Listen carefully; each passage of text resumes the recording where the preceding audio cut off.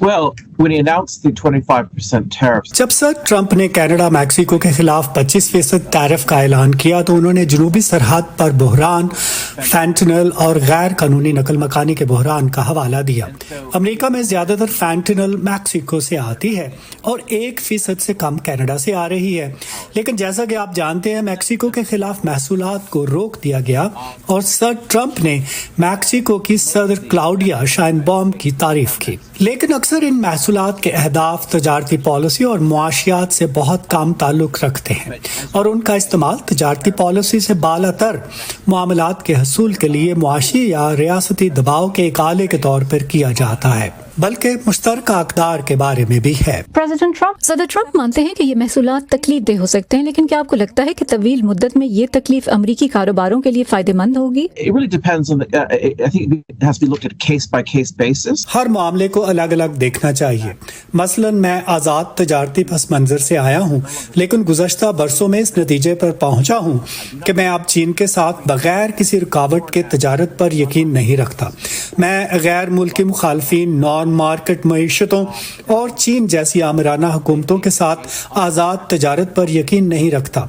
उनके रवैये मुनसफाना नहीं हैं, वो गैर मुनसफाना तरीके इख्तियार करते हैं।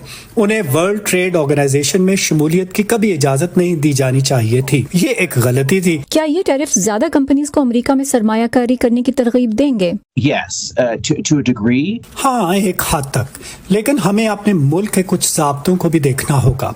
टैरिफ मुकम्मल हल नहीं है। मैं ज़ाब्तों को देख रहा हूँ, मसलन स्टील और एल्यूमिनियम के महसूलात को देखें जो तजवीज़ किए गए थे। अमेरिका अपने स्टील का 40% कनाडा से खरीदता है, क्योंकि हमारे यहाँ अमेरिका में स्टील बनाने के लिए सिर्फ 11 ब्लास्ट फर्नेसेस रह गई हैं और हमारे पास 1990 में 57 थी।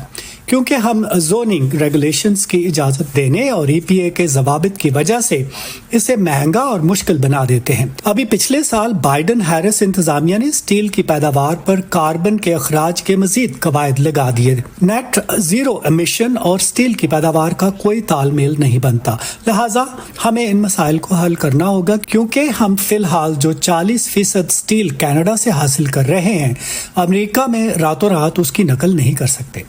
अमेरिका में तांबे के वसीह ज़खायर मौजूद हैं, लेकिन उसे निकालना, साफ करना और पिघलाना ज़ाब्तों की वजह से यहाँ बहुत महंगा है। सर ट्रंप ने मैन्युफैक्चरिंग को दोबारा अजीम बनाने के लिए एक मुहिम चलाई है। मेरे ख्याल में ज़वाबित से निमटने से कुछ मुस्बत नकलो हरकत होगी। अमेरिका और दीगर ममालिक के दरमियान तिजारती खसारा कितना है, क्योंकि सदर दूसरे ममालिक पर जवाबी महसूलात लगाने का इरादा रखते हैं जो अमेरिकी अशिया पर महसूलात आयद करते हैं। When he announced the reciprocal tariff, जब सर ट्रंप ने जवाबी टैरिफ का ऐलान किया तो उन्होंने कहा कि वो फ्लैट रेट टैरिफ यानी यकसा शरह पर महसूलात के अपने ख्याल से हट रहे हैं, जैसा कि उन्होंने इंतखाबी मुहिम के दौरान कहा था।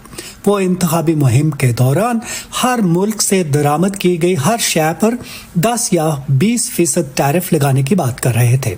अगर आप यूरोपीय यूनियन को देखें तो वो हमारी कारों पर 10% और हम सिर्फ 2.5% टैरिफ लगाते हैं। तो एक बहुत मजबूत दलील है कि हमें जवाबी टैरिफ की जरूरत है। ज़ाती तौर पर मैं तजारती खसारे के बारे में कम फिक्रमंद हूँ, जैसा कि कुछ दूसरे लोग हैं, क्योंकि हमारा तजारती खसारा हमारे असासों की मांग का एक दूसरा पहलू है।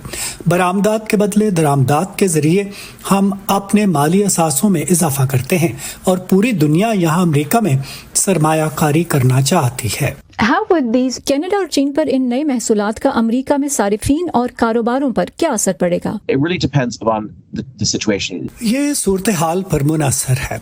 बुनियादी तौर पर वो महसूलात को ख़ास अहदाफ के खिलाफ इस्तेमाल कर रहे हैं और उन्हें एक मुज़ाकराती हरबे के तौर पर इस्तेमाल कर रहे हैं। मसलन मैक्सिको की सदर क्लाउडिया शाइनबॉम ने सरहदी बहरान, फैंटनल और बॉर्डर के बहरान के बारे में सर ट्रंप के खदशात को तस्लीम किया। कनाडा के केस में सर ट्रंप बॉर्डर सिक्योरिटी से मुताल्लिक मज़ीद इक़दामात चाहते हैं और जाहिर है वो अमेरिका और कनाडा के दरमियान कीस्टोन पाइपलाइन मंसूबा भी चाहते हैं। मुझे नहीं लगता कि कनाडा के वज़ीर आज़म ऐसा करेंगे। वज़ीर आज़म ट्रूडो ने सर ट्रंप के कुछ संगीन खदशात अभी दूर नहीं किए। ये सार्फिन की पसंद का भी सवाल है ہے، لہٰذا اگر آپ کینیڈین لکڑی پر ٹیرف لگا دیں تو شاید زیادہ لوگ امریکی لکڑی خریدنے لگیں۔ وہ کینیڈین لکڑی کو بہتر معیار کی وجہ سے ترجیح دیتے ہیں، اس لیے کہ اس میں کم دیمک لگتی ہے۔ مجھے لگتا ہے کہ یہ موضوع اس سے کہیں زیادہ پیچیدہ ہے جتنا اسے پیش کیا جاتا ہے۔